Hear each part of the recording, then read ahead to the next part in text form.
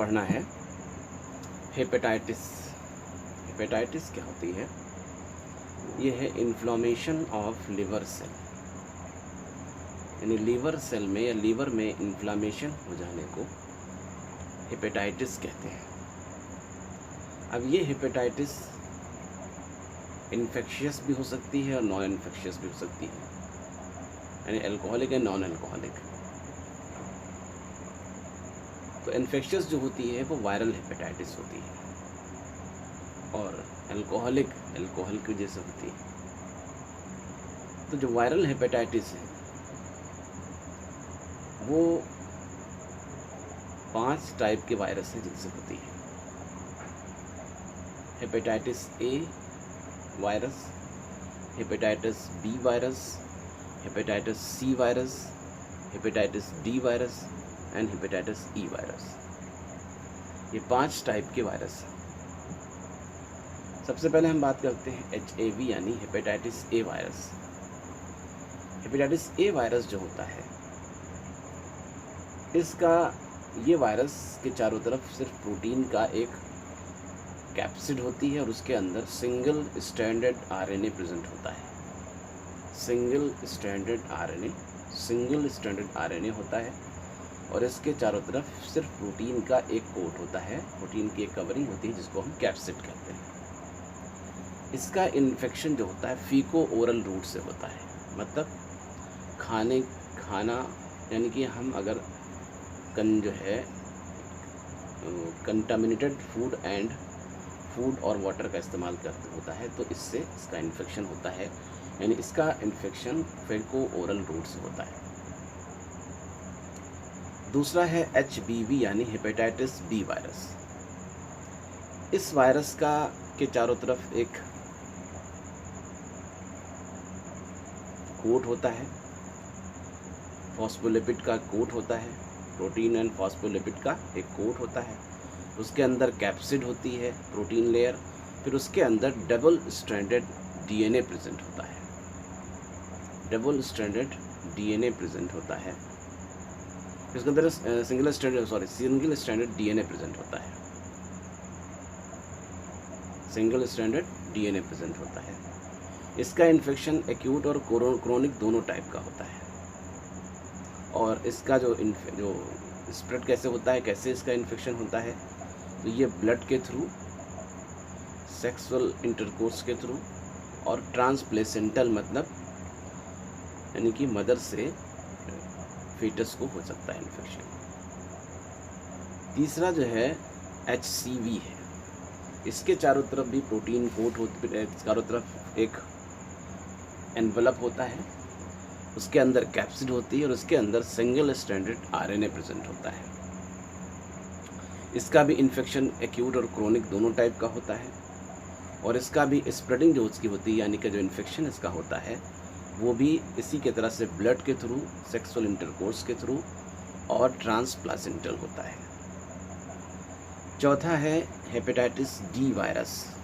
इसके भी चारों तरफ एक एनवलप होता है, फिर अंदर प्रोटीन कैप्सिड होती है, फिर अंदर सिंगल स्ट्रैंडेड RNA प्रेजेंट होता है। इसका इन्फेक्शन क्रोनिक होता है। ये HBV पर होस्ट करता है, यानी HBV का इन्फेक्शन होगा तो इसका इन्फेक्शन इसके साथ होता है, ठीक है, इसको सुपर इन्फेक्शन कहते हैं। उसके बाद है लास्ट, और इसका भी जो स्प्रेडिंग होती है, इसका जो इन्फेक्शन होता है वो भी इन दोनों की तरह से ब्लड के थ्रू और सेक्सुअल इंटरकोर्स के थ्रू और ट्रांसप्लेसेंटल होता है। फिर लास्ट वायरस है HEV virus, hepatitis E virus. इस वायरस के चारों तरफ भी कोई प्रोटीन, कोई भी एनवेलप नहीं होता है। इसका इन्फेक्शन एक्यूट होता है और ये स्प्रेडिंग जो इसकी होती है वो भी फीको ओरल रूट से, यानी हेपेटाइटिस ए वायरस की तरह से इसका भी स्प्रेडिंग यानी इन्फेक्शन होता है। तो ये हो गया हेपेटाइटिस, वायरल हेपेटाइटिस के वायरसेस के बारे में, जिनमें से 4 वायरस RNA वायरस हैं और हेपेटाइटिस बी वायरस जो है वो DNA वायरस। अब हम पढ़ेंगे इनकी पैथोलॉजी की। है पैथोलॉजी ऑफ वायरल हेपेटाइटिस। तो जैसे कि हमने अभी बताया कि 5 वायरस हैं, जिनमें से 4 जो है वायरस आरएनए वायरस है और एक हेपेटाइटिस बी का जो वायरस है वो डीएनए वायरस है। इसकी पैथोलॉजी में क्या होता है कि आरएनए वायरस जब कोई बॉडी में लीवर सेल में इंटर करता है तो वो इंटर करने के बाद लीवर सेल के राइबोसोम पर जाता है और वहाँ पर ये आरएनए पॉलीमरेज और कुछ और प्रोटीन का फॉर्मेशन कराता है, क्योंकि राइबोसोम कहाँ होते हैं? एंडोप्लाज्मिक रेटिकुलम पर होते हैं और वहीं पर प्रोटीन का फॉर्मेशन होता है। तो वहाँ पर आरएनए पॉलीमरेज और अदर प्रोटीन का फॉर्मेशन होता है। ये प्रोटीन गाल्जी बॉडी के पास पहुँचती, गाल्जी बॉडी में पहुँच करके यहाँ से कैप्सिड प्रोटीन का फॉर्मेशन होता है और ये कैप्सिड प्रोटीन बनती हैं। आरएनए पॉलीमरेज एंजाइम जो है इस आरएनए का रेप्लिकेशन करता है, यानी कि और आरएनए का फॉर्मेशन होता है, यानी वायरल आरएनए और मल्टीप्लाई होता है और वायरल आरएनए बनता है और कैप्सिड प्रोटीन के चारों तरफ बन जाती है। इस तरह से वायरस का मल्टीप्लिकेशन हो जाता है। ये वायरस एंडोसाइटोसिस से यहाँ आया था और एक्सोसाइटोसिस से यहाँ बाहर चला जाता है, वो फिर अदर सेल पे ये अटैक करता है। तो ये तो है पैथोलॉजी, मतलब एक मैकेनिज्म है आरएनए वायरस का। डीएनए वायरस जो है ये बॉडी लीवर सेल के अंदर एंटर करता है, न्यूक्लियस में जाता है और न्यूक्लियर में पहुँच करके न्यूक्लियर डीएनए पर न्यूक्लियर डीएनए पर कंट्रोल करके वहाँ पर अपने डीएनए का से मैसेंजर आरएनए का फॉर्मेशन करता है। मैसेंजर आरएनए फिर उसी तरह से राइबोसोम पर पहुँचते हैं। राइबोसोम पर पहुँचकर प्रोटीन का फॉर्मेशन होता है, कैप्सिड प्रोटीन का फॉर्मेशन होता है, ये सारी चीज़ें बनती हैं और यहीं आरएनए से एक जीनोमिक आरएनए का फॉर्मेशन होता है। इस जीनोमिक आरएनए से पर जो है एक एंजाइम वर्क करता है, जो एंजाइम इसी वायरस के अंदर ही पाया जाता है, जिसका नाम है रिवर्स ट्रांसक्रिप्टेज एंजाइम, जो आरएनए से डीएनए का फॉर्मेशन करता है।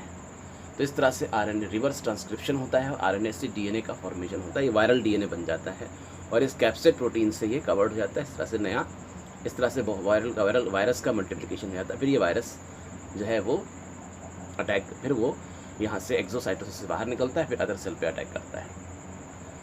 तो आरएनए वायरस में क्या होगा कि डायरेक्ट वो राइबोसोम पर पहुंचा, जो डीएनए वायरस है वो न्यूक्लियस में पहुंचते हैं और फिर वहाँ से मैसेंजर आरएनए का फॉर्मेशन करते हैं, उससे प्रोटीन एंड कैप्सिड बनती है और यहीं से एक जीनोमिक आरएनए का फॉर्मेशन करता है, जैसे मैसेंजर आरएनए का फॉर्मेशन करता है उसी तरह से एक जीनोमिक आरएनए का फॉर्मेशन करता है और उस आरएनए का रिवर्स ट्रांसक्रिप्शन होकर डीएनए का फॉर्मेशन होता है।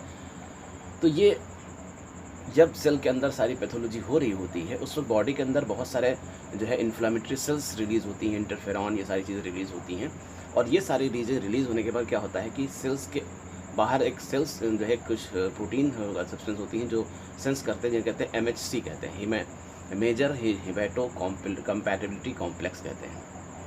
तो ये सेल्स जो है वो इन पर जो है ये वायरस के जो प्रोटीन है वो जो फॉर्मेशन है वो यहाँ के लग जाते हैं। इनके रेसेंस में क्या होता है, कोई बॉडी की जो T सेल्स होती हैं जो वो आकर के यहाँ अटैच होती हैं और बहुत सारे साइटोटॉक्सिन को रिलीज़ करती हैं। ये साइटोटॉक्सिन सेल के अंदर होल पैदा कर देती हैं और सेल के अंदर जो है और टॉक्सिन जाकर के सेल की डेथ कर देते हैं। तो इस तरह से इन T सेल से निकलने वाले जो होते हैं, जो साइटोटॉक्सिन होते हैं, वो necrosis of the cell cause करते हैं। नेक्रोसिस ऑफ द सेल होता है जिससे सेल डेथ हो जाती है, एपोप्टोसिस हो जाती है, सेल डिस्ट्रॉय हो जाती है, सेल डेथ हो जाती है। तो ये है पैथोलॉजी ऑफ द वायरस, यानी कि हेपेटाइटिस वायरस, जिसके बारे में पढ़ा हमने।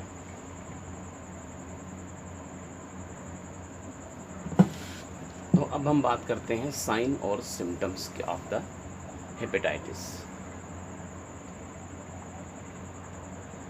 क्या होता है कि जब लीवर सेल नेक्रोसिस होती है, लीवर सेल डेथ होती है, तो लीवर सेल से कुछ टॉक्सिन निकलते हैं। वो टॉक्सिन सबसे पहले कुछ टॉक्सिन जो है ब्रेन में जाते हैं और वो ब्रेन में दो सेंटर, एक थर्मो रेगुलेटरी सेंटर और ये एक वोमिटिंग सेंटर, इन दोनों पे अपना इफेक्ट डालते हैं, जिसके नतीजे में फीवर और नोजिया एंड वोमिटिंग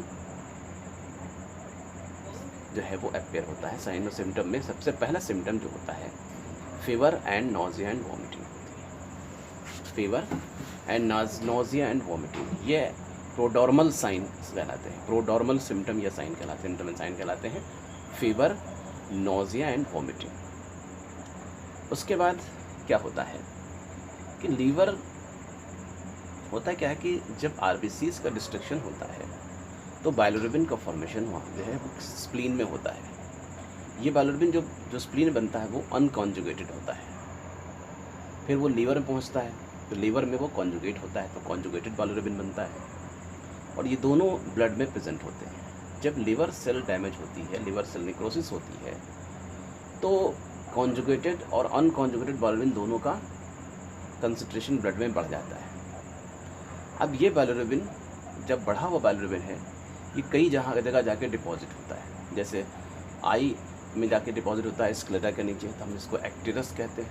येलो जो है डिस्कलरेशन ऑफ स्क्लेरा, यानी कि वाइट, जो आँख वाला आँख का जो वाइट पार्ट है वो जो येलोइश नज़र आता है।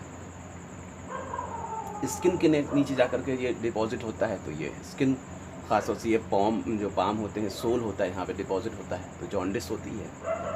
तीसरे किडनी के थ्रू जो है इसका जो है एक्सक्रीशन होता है, तो यूरिन में बाइलोरुबिन प्रेजेंट होता है, बाइलोरुबिनूरिया कहलाता है। इससे डार्क ऑरेंज यूरिन जो है होता है, तो ये एक्टिव फेज सिम्टम कहलाता है, एक्टिव सिम्टम कहलाता है। इसके अलावा लिवर सेल में कुछ एंजाइम्स का फॉर्मेशन होता है, जैसे SGOT, SGPT, अल्कलाइन फॉस्फेटेज। इन एंजाइम का कंसंट्रेशन भी ब्लड में बढ़ जाता है हेपेटाइटिस में, ये एक्टिव साइन कहलाते हैं। इसके अलावा जब बाइलोरुबिन का फॉर्मेशन सही नहीं हो पाता है, तो ज़्यादा तो वहाँ जाता है, तो इंटेस्टाइन बाइलोरुबिन नहीं पहुँचता है, कंसंट्रेशन लिमिटेड जो इनिबिटेड होता है, नहीं पहुँच पाता है, कोलेसिस्टाइटिस रहती है। तो इंटेस्टाइन में होता, और नॉर्मली क्या होता है कि इंटेस्टाइन में जो बाइलोरुबिन का पार्ट पहुँचता है, तो वो उसमें क्या होता है कि वो यूरोबाइलोजन होता है, उससे स्टर्कोबाइलोजन बनता है। स्टर्कोबाइलोजन से ही जो स्टूल का कलर जो होता है, जो येलो कलर स्टूल का होता है, वो स्टर्कोबाइलोजन की वजह से होता है। लेकिन वहाँ पर स्टर्कोबाइलोजन का फॉर्मेशन नहीं हो पाता है, क्योंकि वहाँ पर यूरोबाइलोजन नहीं पहुँच पाता है। यूरोबाइलोजन ना पहुँच पाने की वजह से क्या होता है, स्टर्कोबाइलोजन का फॉर्मेशन नहीं होता है, जिसके नतीजे में क्ले कलर्ड स्टूल बनता है। यानी कि जो स्टूल होता है वो क्ले कलर का, मिट्टी के कलर का स्टूल होता है, तो स्टूल जो है वो क्ले कलर का स्टूल होता है। इसके अलावा तो ये तो सिम्टम जो होता है, ये एक्टिव सिम्टम है जो सारे वायरसेस में प्रेजेंट होते हैं। की वजह से लीवर का साइज भी बड़ा हो जाता है, जिसे हिपैटोमेगैली कहते हैं। इसकी वजह से राइट हाइपोकॉन्ड्रियम में पेन फील होता है। लेकिन हेपेटाइटिस बी और सी के केस में इन सिम्टम्स के अलावा, इन साइन और सिम्टम्स के अलावा कुछ और सिम्टम क्रिएट होते हैं। उसकी वजह यह है कि कुछ एंटीजन क्या होता है कि जब बॉडी में रिएक्शन होता है, एंटीजन एंटीबॉडी रिएक्शन होता है, इससे कुछ टॉक्सिन प्रोटीन बनते हैं जो अलग अलग जगहों पर जाके डिपॉजिट होते हैं। जैसे कि अगर वो जॉइंट में जाकर डिपॉजिट होंगे तो आर्थराइटिस होगी, हार्ट मसल्स पे होंगे तो कार्डाइटिस हो जाएगी, पेरिकार्डियम में जाएंगे तो पेरिकार्डाइटिस होगी, और जो है नेफ्रॉन में जाएंगे तो नेफ्राइटिस होगी। तो ये सिम्टम्स भी हमें मिलते हैं बी और सी के केस में, arthritis, carditis, pericarditis and nephritis. ये सिम्टम्स हमें मिलते हैं बी और सी के केस में। इसके अलावा बी और सी क्रोनिक इन्फेक्शन कॉज करते हैं, तो सेल नेक्रोसिस के नतीजे में दो चीज़ होती है, या तो फाइब्रोसिस होगी या माइटोसिस होगी। फाइब्रोसिस लगातार जब होती रहती है तो धीरे धीरे क्या होता है कि लीवर का साइज सिकुड़ जाता है। इस कंडीशन को हम कहते हैं सिरोसिस ऑफ द लिवर। जब फाइब्रोसिस होती है, लगातार सेल डेथ होगी और फाइब्रोसिस होगी, तो इस कंडीशन को हम कहते हैं सिरोसिस ऑफ द लिवर। और अगर माइटोसिस होती है तो ये माइटोसिस अनकंट्रोल भी हो सकती है, और अनकंट्रोल्ड माइटोसिस होती है, यही आगे कॉज करती है CA of the liver. In liver cancer का फॉर्मेशन होता है, लिवर कैंसर बन जाता है। तो ये है sign and symptom of hepatitis, यानी कि वायरल हेपेटाइटिस, यानी कि सारे वायरल हेपेटाइटिस जैसे ABCDE के बारे में एक जनरल पैथोलॉजी इनकी हो गई, general pathology and general sign symptoms होता है।